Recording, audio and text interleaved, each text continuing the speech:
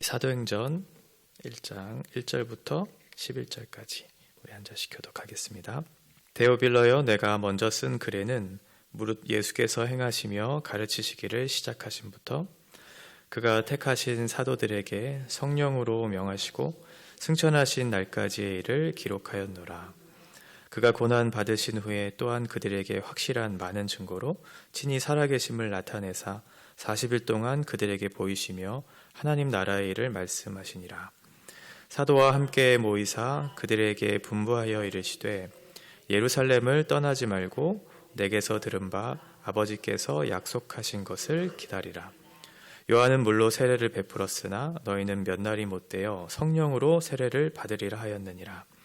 그들이 모였을 때 예수께서 여쭈어 이르되 주께서 이스라엘 나라를 회복하심이 이때니까 하니 이르시되 때와 시기는 아버지께서 자기의 권한에 두셨으니 너희가 알 바 아니요 오직 성령이 너희에게 임하시면 너희가 권능을 받고 예루살렘과 온 유대와 사마리아와 땅끝까지 이르러 내 증인이 되리라 하시니라. 이 말씀을 마치시고 그들이 보는데 올려져 가시니 구름이 그를 가리어 보이지 않게 하더라. 올라가실 때에 제자들이 자세히 하늘을 쳐다보고 있는데 흰옷 입은 두 사람이 그들 곁에 서서 같이 읽겠습니다. 이르되 갈릴리 사람들아, 어찌하여 서서 하늘을 쳐다보느냐? 너희 가운데에서 하늘로 올려지신 이 예수는 하늘로 가심을 본 그대로 오시리라 하였느니라. 아멘. 사도행전은 누가복음과 굉장히 긴밀히 연결된 그런 책이죠. 저자도 누가로 갔고 또 수신자도 데오빌로라고 하는 사람으로 갔습니다. 특별히 누가복음 마지막 부분에 보면 예수님께서 부활하신 후에 11제자에게 나타나셔서 죽음과 부활, 이것이 구약의 예언의 말씀의 성취다라는 것을 말씀해 주세요. 모세의 율법과 선지자의 글, 그리고 시편에 나타난 그 구약의 예언의 말씀의 성취가 예수님의 십자가의 죽음과 부활이라는 사실 속에서 증명되어지고 있다. 이렇게 설명을 하고 앞으로 있을 일들에 대해서 이제 말씀해주고 있는 내용입니다. 누가복음 24장의 끝에 말씀에 보면 47절부터 49절에 보면 이런 말씀이 나와요. 죄사함을 얻게 하는 회개, 이것을 모든 민족에게 너희가 선포해야 한다. 그리고 너희는 그것의 증인이 되어야 한다. 이렇게 말씀한 후에 아버지께서 약속하신 것을 너희에게 보낼 것인데 너희가 그 권능을 받고 그 권능을 통해서 앞으로 너희가 그 일을 할 수 있도록 그것을 기다리라는 말씀으로 마지막 24장이 마무리되고 있어요. 그리고 우리가 오늘 본 사도행전 1장에서도 그 말씀이 다시 한번 반복되고 있거든요. 4절에서 약속하신 성령을 기다리라고 말씀하고 있고 5절에서는 너희가 성령 세례를 받을 것이다 라고 얘기하고 있고 8절에서 이제 땅끝까지 너희가 증인이 될 것이다 라고 하는 사실을 다시 한번 반복해주고 있는 거죠. 이렇게 누가복음에서 약속된 그 말씀이 사도행전에서 반복되고 있으면서 이 누가복음과 사도행전을 통해서 말씀하시고자 하시는 내용이 무엇인가를 다시 한번 인식시켜주는, 그래서 이 증인된 삶이 사도행전 2장부터 이제 시작되기 시작하죠. 오순절 성령 강림 사건을 통해서 그들에게 성령을 주시고 그리고 베드로의 설교를 통해서 베드로가 이제 증인된 삶을 사는 거잖아요. 예수 그리스도가 참된 하나님의 아들이다라는 사실을 밝혀주면서 너희가 참으로 예수 그리스도를 믿고 회개하고 돌이켜서 성령의 세례를 받고 그렇게 하나님 앞에 돌아와야 한다는 사실을 말씀해 주세요. 그리고 그 설교를 들은 후에 3,000명이나 되는 사람들이 돌이켜 회개하죠.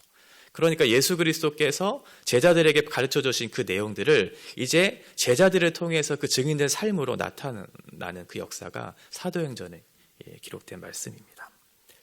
이제 제자들이 증인의 사명을 감당하기 시작해요.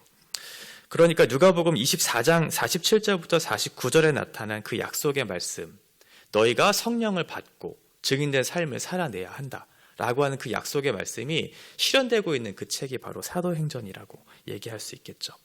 성령을 보내어 주시고 증인된 제자들을 통해서 이제 예수님께서 하셨던 그 사역을 계속해서 이어져 가고 있는, 그리고 우리도 그 사역을 이어받아서 증인된 삶을 살아야 하는 그 내용이 바로 사도행전의 내용입니다.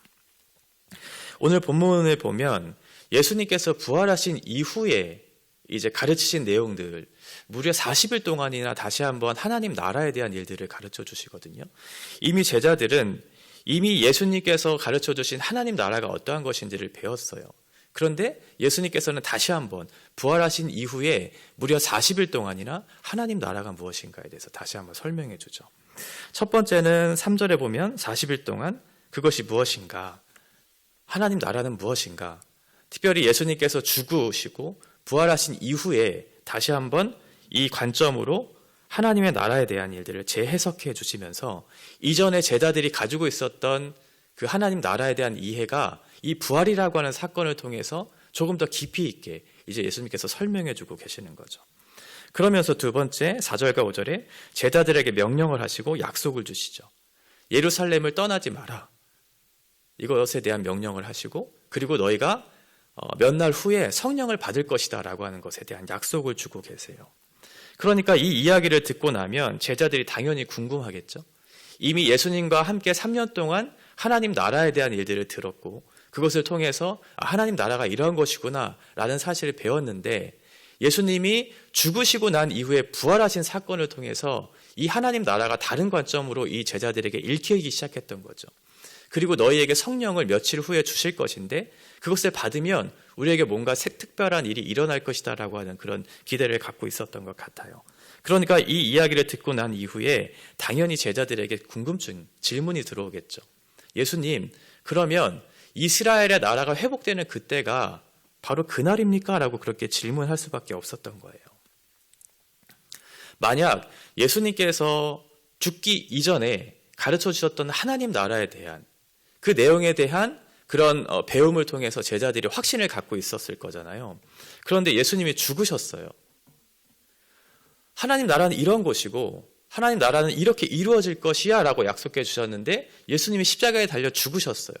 그러면 제자들의 입장에서는 예수님이 죽으셨으니까 예수님은 약속한 메시아가 아니겠구나, 그러면 이것으로 끝나버리겠구나 라고 하는 그런 생각을 갖고 있었겠죠. 그런데 예수님이 부활하셨어요.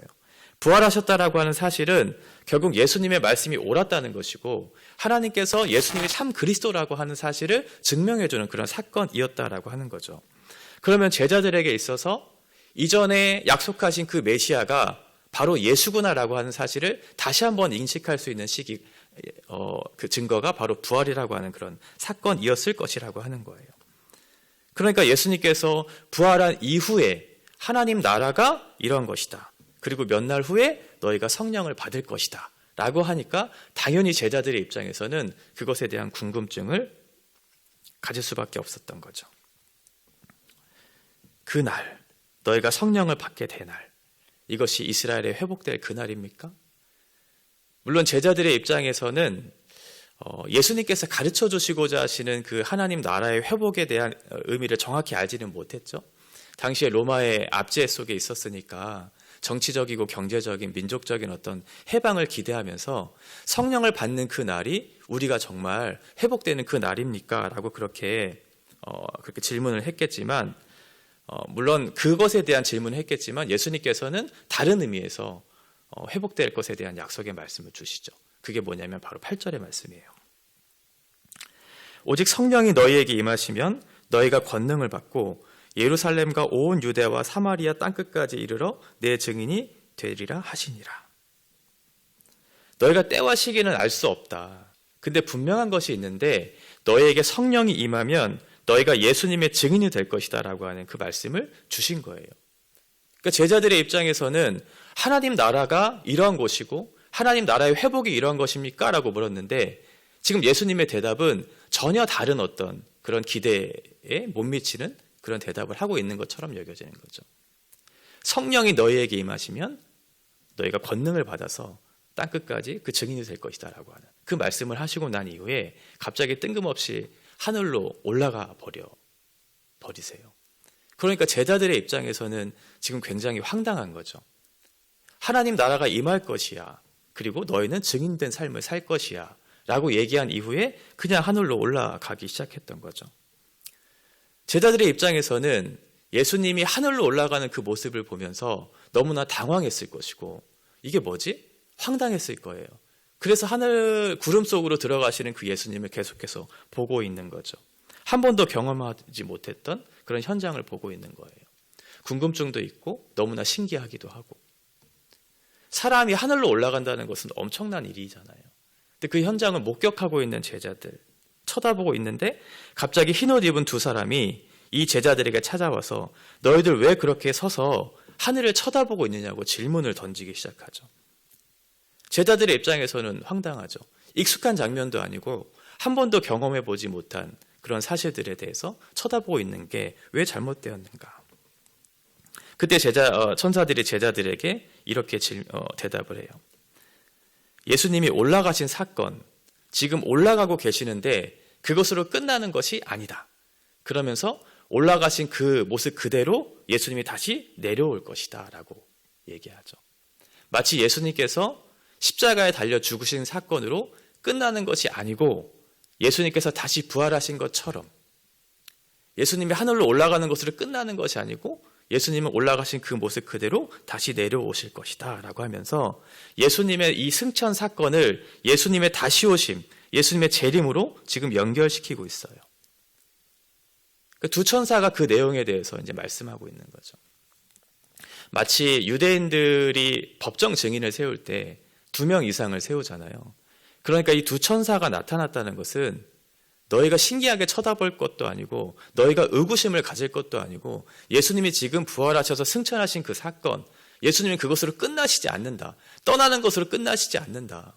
예수님은 다시 오실 것이고 이것에 대한 확실성을 보장해 주면서 두 천사가 얘기하고 있는 거죠. 너희들 왜 이렇게 황당해하고 있는가? 그렇게 쳐다보고만 있지 말고 이 재림의 사건에 대해서 너희들이 깊이 묵상하면서 너희가 이 현실을 어떻게 마주하고 어떻게 대처해야 되는지를 생각해야지 하늘만 보면서 이것이 무엇이지? 라고 그렇게 생각할 것이 아니다 라는 것을 천사들을 통해서 말씀해 주고 있죠. 어떻게 보면 예수님께서 십자가에 달려 죽으신 그 사실은 제자들에게 있어서는 절망적인 상황이었을 거예요. 왜냐하면 예수님이 이제 부재한 상황이거든요. 3년 동안 같이 있었던 예수님이 갑자기 죽으셨어요. 그러면 제자들의 입장에서는 너무나 절망스러운, 굉장히 힘든, 그동안 기대했던 모든 것들이 무너지는 예수님의 부재의 사건이었을 것이죠. 그런데 예수님께서 부활하셨어요. 부활하셨다는 것은 이제 다시 한번 임재하셨다는 거잖아요. 그들과 함께하고 있다는 거죠. 그러면 그 무너졌던 소망이 예수님의 부활 사건을 통해서 다시 한번 회복되어지는, 예수 그리스도가 말씀하신 그 하나님 나라의 회복이 이루어질 것이구나라고 하는 그런 소망을 갖게 되었을 것이라는 거죠. 그러니까 예수님이 부활한 이후에 40일 동안 제자들에게 하나님 나라를 가르쳐 주셨을 그때에는 이전에 배웠던 하나님 나라에 대한 어떤 그런 이해보다 더 깊이 들어왔을 것이고 제자들에게 있어서 하나님 나라에 대한 소망은 더욱더 확실했을 것이라는 거죠. 그 확실성 속에 지금 예수님께 묻는 거죠. 예수님, 그 나라가 임하는 이스라엘의 회복이 있을 그 날이 바로 성령께서 오시는 그 날입니까? 라고 하는 소망의 마음을 가지고 지금 예수님께 질문을 했는데 예수님께서 갑자기 떠나셨어요. 얼마나 불안했을까요? 그 소망을 가지고 하나님, 내가 이러한 기대를 가지고 질문을 던졌는데 예수님이 갑자기 떠나시는. 그러니까 마치 예수님이 죽음에 우리의 어떤 부재의 어떤 경험을 다시 한번 하는 거죠. 우리와 함께 하셨으면 좋겠는데 예수님이 갑자기 떠나시는 사건. 그러면서 똑같이 다시 오실 것에 대한 약속을 주시죠. 이건 소망이죠. 재림을 통해서 하나님께서 우리와 함께 하실 것이다 라고 하는 그 소망. 그러니까 이전에 예수님이 죽음이라고 하는 사실 그리고 부활이라고 하는 사건을 통해서 예수님의 부재와 임재를 통해서 우리가 무엇을 소망해야 될까에 대한 어떤 내용들이 있었다면 지금 부활한 이후에 40일 동안 가르쳐 주신 내용을 통해서 예수님이 올라가시고 다시 오실 것에 대한 비슷한 상황을 맞이했거든요. 그런데 제자들의 상황은 조금 다르죠. 예수님에 대한 이해도 달랐고 하나님 나라에 대한 이해도 달랐고 그러면 거기에 대한 소망도 다를 것이고 거기에 대한 확신도 다를 거예요. 그러면 이제 제자들에게 떨어진 하나의 숙제가 있어요. 예수님이 다시 오실 것에 대한 확신, 재림에 대한 확신, 그 소망을 가지고 있어요. 그러면 하나님 나라가 다시 이루어질 그때까지 우리는 무엇을 해야 할까? 라고 하는 질문, 과제가 생긴 거죠. 이 전까지는 예수님이 십자가에 달려 죽으신 사건이 그냥 절망으로만 생각되어졌어요. 그런데 중요한 건 예수님이 부활하셨다는 거예요. 그 부활의 사건을 통해서 재해석되기 시작했어요. 이분이 참 그리스도구나.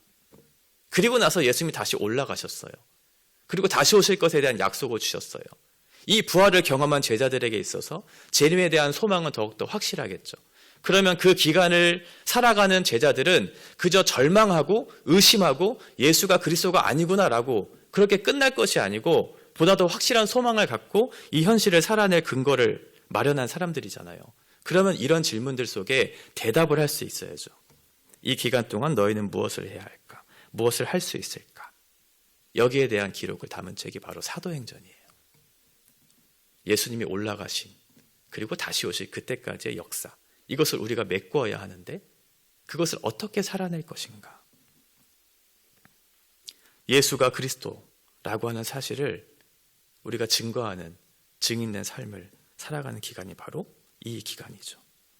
예수님이 다시 오심을 소망하면서 증인된 삶을 살아내는 것, 우리가 그 기록을 메꾸어가는 과정이 우리 가운데 있어야 되고 우리를 통해서 그 일을 이루시기를 원하시는 거죠. 제자들은 그것을 알았고 성령을 받고 난 이후에 예수님의 증인된 삶을 살아내야 되는 그것이 무엇인지를 깨달았고 그것을 위해서 자기의 목숨을 바치기 시작했어요.